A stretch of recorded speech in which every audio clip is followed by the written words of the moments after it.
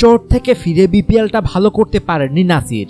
3 ম্যাচে করেছিলেন 4 রান। আজ বিপিএল টি-20তে তার শুরুটা হয়েছে দারুণ। চোট আর নানা বিতর্কে গত বছরটা একেবারেই ভালো যায়নি নাসির হোসেনের। জানুয়ারিতে হাঁটুর চোট কাটিয়ে মাঠে ফেরা 27 বছর বয়সী এই অলরাউন্ডারের লক্ষ্য ছিল বিপিএলে ভালো করা। ভালো করবেন কি, বিপিএল গেল তার আরও বাজে। নিয়মিত একাদশে ঠাঁই মেলেনি। নাসিরকে একটা পর্যায়ে দলের বোঝা মনে করেছে সিলেট সিক্সার্স টিম ম্যানেজমেন্ট। বোঝাই যদি না মনে করবে, তবে সিলেট পর্বে কেন তাকে সিলেটে নেওয়া হয়নি?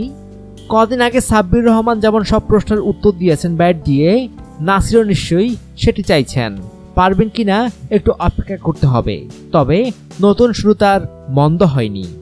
মিরপুর শেরেবাংলা স্টেডিয়ামে ঢাকা প্রিমিয়ার লিগ ডিপিএল টি-20তে শেখ জামাল ধানমন্ডির হয়ে খেলাঘর সমাজ কল্যাণ সমিতির বিপক্ষে দেখা গেল কিছুটা নাসির ঝলক।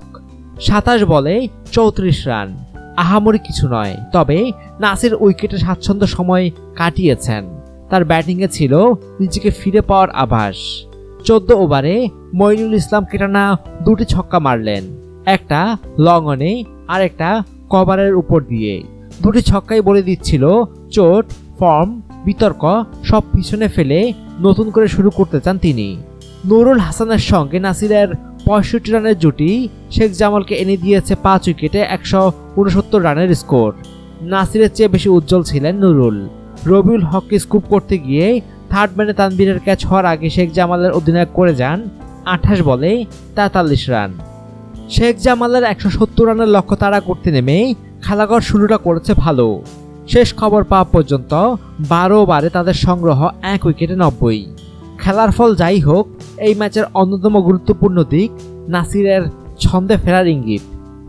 অনুগ্রহপূর্বক সংবাদটি লাইক ও শেয়ার করুন এবং দেশ বিদেশের সর্বশেষ খবর জানতে স্পোর্টস লাইট সাবস্ক্রাইব করে বেল আইকনে ক্লিক করে রাখুন। ধন্যবাদ।